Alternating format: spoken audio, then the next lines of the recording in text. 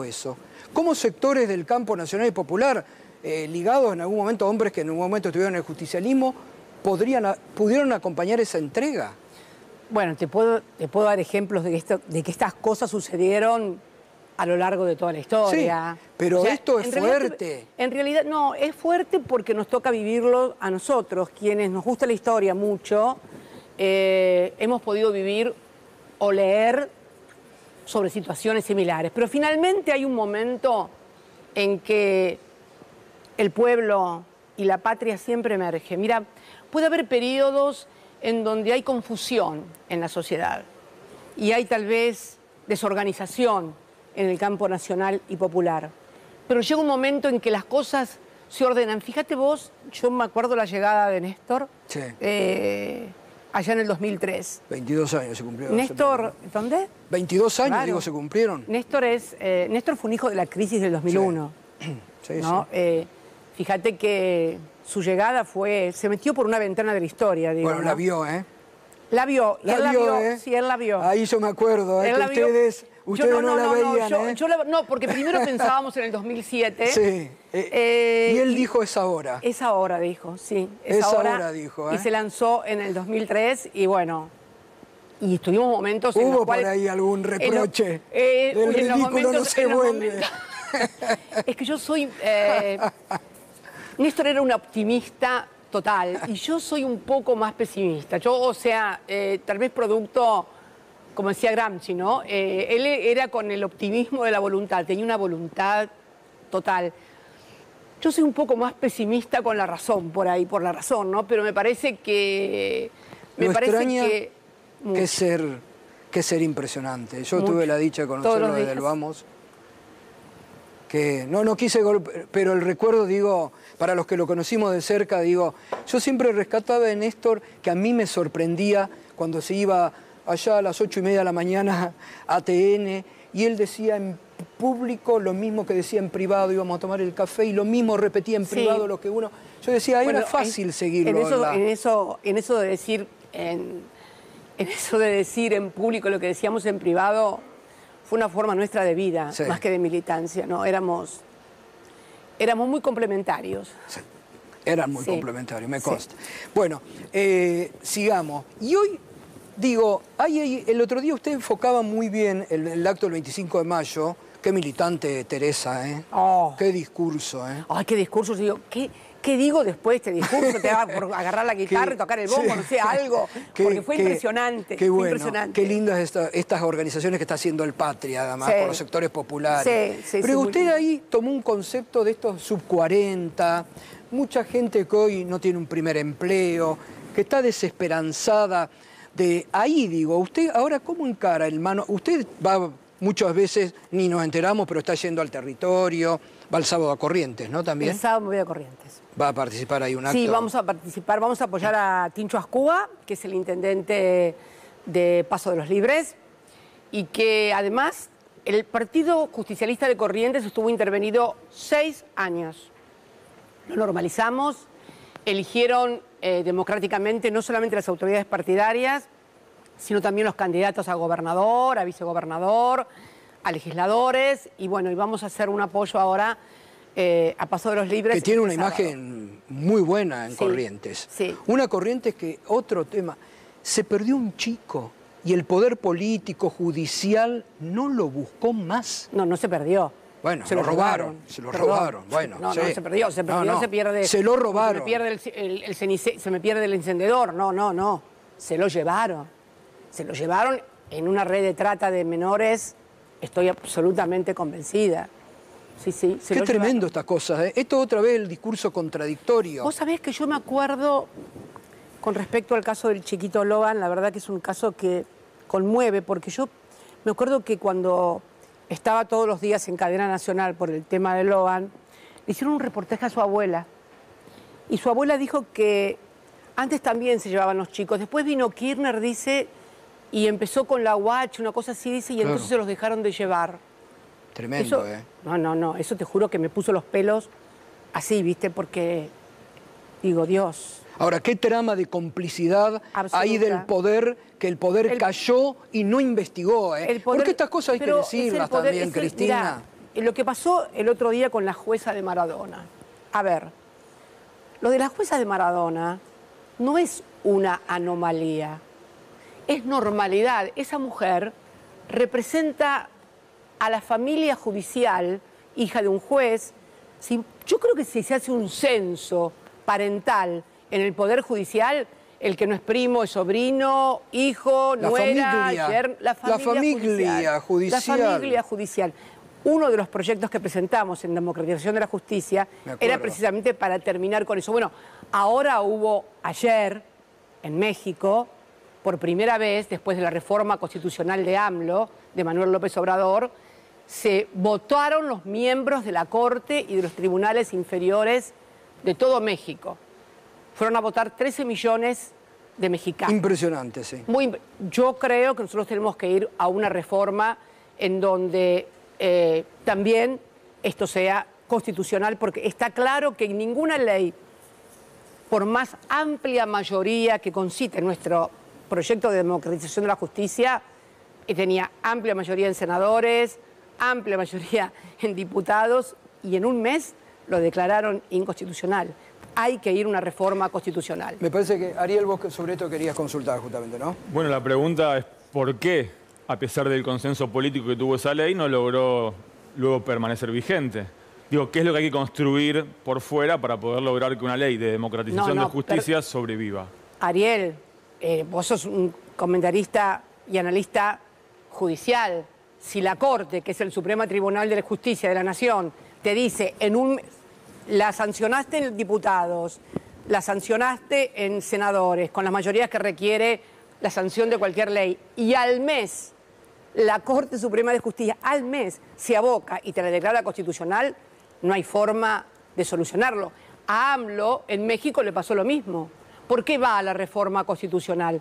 Porque también habían sacado una ley aprobada por el Senado y por la Cámara de Representantes de México, y sin embargo la propia Corte se la declaró inconstitucional. Entonces dijo, bueno, me falló el plan A, vamos por el plan B. El plan B fue la reforma constitucional. Bueno, creo que es lo que hay que hacer en la Argentina. Pero alguien con la mirada agudizada y crítica podría decir, bueno, pero fue la Corte que en algún momento reformó el kirchnerismo. No, el kirchnerismo no reformó ninguna Corte. El kirchnerismo determinó después del juicio político a la Corte jueces a los cuales nadie puede tachar de que eran amigos nuestros, ni socios, ni nada por el estilo. Y finalmente, bueno, el juez se fue desgranando, esa Corte se fue desgranando. Ariel. Esta es la verdad. Y hoy tenemos una Corte de 3 personas. Y ahora que estamos hablando de una Corte de 3 personas y usted hoy anunció una candidatura, al momento de anunciar la candidatura, ¿evalúa que su suerte puede estar también vinculada a lo que decida la Corte Suprema, que es la que tiene la causa vialidad? No entiendo la pregunta. ¿Cómo que...? Porque la Corte podría resolver en el corto plazo y... Pero lo he dicho siempre, presa o muerta. Pero no es una cosa que pueda detenerte en las decisiones que vos tenés que tomar. Claro, esa es la pregunta. Claro. Que pueda detenerte en las decisiones que vos tenés que tomar. En absoluto. En absoluto. Está mucho más allá. Absoluto. ¿Qué modelo para la Argentina? En base a la crueldad de esto, el desastre, un gobierno que no inaugura obra, que no inaugura fábrica, que no hace obra pública, el estado de las rutas nacionales, un desastre. ¿Cómo se vuelve un modelo productivo en la Argentina? ¿Cómo se vuelve un modelo productivo en la Argentina? Bueno, me parece que esto tiene que ver no solamente con una cuestión económica, es todo lo que estuvimos charlando hasta ahora, no se vuelve solamente con una cuestión económica, sino también qué fue lo que permitió que en el 2015 se pudiera estar a esta derecha de hoy. ¿Qué fue lo que pasó? ¿Fue solamente una cuestión económica o fue todo un sistema político, institucional, de descomposición permanente que finalmente termina? El otro día leía un periodista del gran diario Clarín, que ahora están todos muy nerviosos porque los trata de ensobrados decía, ¿qué hemos hecho para merecer esto? Escribía, ¿no? Y yo digo, podemos tener una lista así de larga que han hecho para merecer esto. Periodismo de guerra, desprestigio constante de la política y de los partidos nacionales populares y democráticos. Esta realidad que tenemos hoy es también una construcción que han hecho fundamentalmente desde los medios de comunicación. Sí. No tengo la menor duda, que hoy se quejan porque los afecta, pero en definitiva es lo que han construido. Esto es lo que pienso realmente, Gustavo. O sea, esto no es un fenómeno, Milei no es un fenómeno meteorológico. No es que un día nos levantamos y empezó a haber una tormenta o corría el viento. Esto se fue amasando. Pasamos de una Argentina que había recuperado su poder de decisión a partir de pagarle al Fondo Monetario Internacional, a partir de haberse desendeudado, de mandar satélites al espacio, de tener 5 millones de computadoras distribuidas en los colegios. Hay pibes que todavía la única computadora que tienen es la que le dimos nosotros en la secundaria. Ahora, vivimos hace poquitos días lo de Tierra del Fuego. El gobierno de un día para el otro ha puesto a la provincia en pie de guerra y en estado de desesperación social. La puerta de entrada a la soberanía, otro tema que el gobierno no habla. La soberanía, ¿no le interesa? Malvinas. No le interesa, lo dijo muy claramente el 2 de abril, cuando habló que le interesa que lo voten con los pies, o sea, y cuando le dio la categoría de malvinenses a los que son kelpers, a los kelpers, a ver, destruyendo años de doctrina que además fue convalidada por la mayoría de los países del mundo. Hemos obtenido resoluciones y apoyos del Comité de Descolonización y del Pleno de Naciones Unidas respecto del reconocimiento de la cuestión de Malvinas, ¿no? Cristina, ahí usted, volviendo un poquito para atrás, bueno, reiteramos, entonces va a ser candidata en la tercera sección electoral. Usted decía, contaba esto de las PASO, que estaba a favor de las PASO, que había que Sí, claro, las PASO, yo creo que las PASO... Digo, cuando se habla es con todos. No, lo primero que quiero decir es que es necesario reformar la Constitución para que haya elecciones cada 4 años. En muchísimas provincias, por ejemplo, en la provincia de Santa Cruz, en la provincia de La Pampa, de Río Negro, de Neuquén, de Chubut. Eliminarlas de medio término. Se eliminaron en las reformas constitucionales las elecciones de medio término. No hay elecciones de medio término. Cada 4 años se elige completo todo. Intendentes, concejales, diputados, gobernador. Me parece que esto hay que hacerlo a nivel nacional urgente. Por lo menos eso habría que hacerlo, para que haya cada 4 años. Pero yo creo en las PASO como un proceso para evitar la fragmentación de los partidos políticos. Está comprobado que antes del 2011 se dividían los partidos políticos y después de las PASO se presentaban muchos menos. ¿Por qué? Porque permitía, en una contienda interna de cada fuerza política, saldar, sintetizar a partir de una participación. Mira, te doy un ejemplo. En la ciudad de La Plata, una ciudad que nos ha sido adversa muchas veces, de la cual soy oriunda, nos ha sido adversa el peronismo, hubo PASO en el año 23. ¿Sabés cuántas listas fueron en el peronismo en La Plata? 5 listas. Había compañeros que decían, no, pero no dejen presentar tantas listas, presenten solamente 2, ¿no? ¿Para qué 5? Y la verdad que se presentaron las 5 listas, la que menos sacó fue 1.600 votos. ¿Sabés por cuántos votos ganó Julio Alac la ciudad de La Plata? Por 600 votos. Claro. Y la que menos, si tal vez hubiéramos dejado afuera a esa compañera que quería competir y que obtuvo 1.600 votos en la interna, a lo mejor eran esos los votos que nos faltaban para ganar la ciudad. Por eso creo que las PASO han sido un antídoto contra la fragmentación de los partidos políticos. Y digo, ahí, como decía Francisco, ¿no? Es con todos. Absolutamente. Porque digo, ahí hay mucho movimiento. Se lo extraña. Sí, ¿no? Se lo extraña mucho, sí. Sí.